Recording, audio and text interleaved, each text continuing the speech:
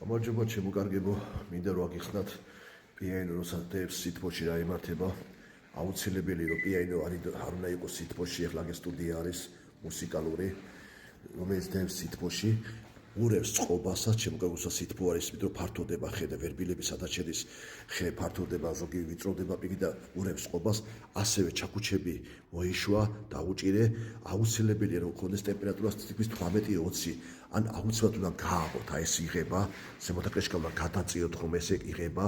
ესეც უნდა გააღოთ ხოლმე რომ განიავდეს, თორე სხვა შემთხვევაში ეს მექანიკურია ხეში და ირევა წყობას და ჩაქუჩების იშვებს და ვარდება მე კლავიში, მაგრამ წებოდაც კი ამოვარდა, ეხლა ეს აღარ მუშაობს ეს კლავიში, მაგრამ წებოდა ცურა სიცხეა, როცა 20 გრადუსზე მეტია 25-26-ია ჩემო კარგებო, აუცილებლად უნდა გააღოთ პიანინოები, ახადოთ კრიშკა, ზემოთა კრიშკა, ქვემოთა კრიშკაც რომ განიავდეს როგორღაც, რომ იაროს ჰაერმა რომ წყობა და მექანიზმა არ აურიოს, თუ სხვა შემთხვევაში ურევს მექანიზმი, წყობას ურევს და უკვე აღარ აქვს წყობები და მე გონია თუ ჩვენ ოსტატები, ხელოსნები რომ მიდიოთ რაღაცას ვაზიანებთ, არა, მხოლოდ ტემპერატურის ბრალია, არც სიცივე უყვარს, არც სიცხე უყვარს, არც უყვარს რომ ხან ჩართავენ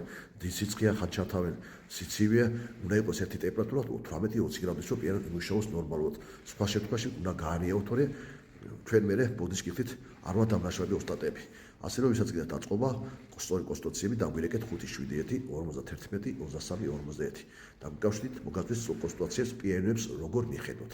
როგორ მოვართ. უნდა ასევე ნაფტალინი ჩემო კარგებო, რომ ჩინმა შეჭამოს. კარგია თუ წყალსაც ჩაუდებთ ამის ქვემოთ ეს იღება აგერ გადმოღიდის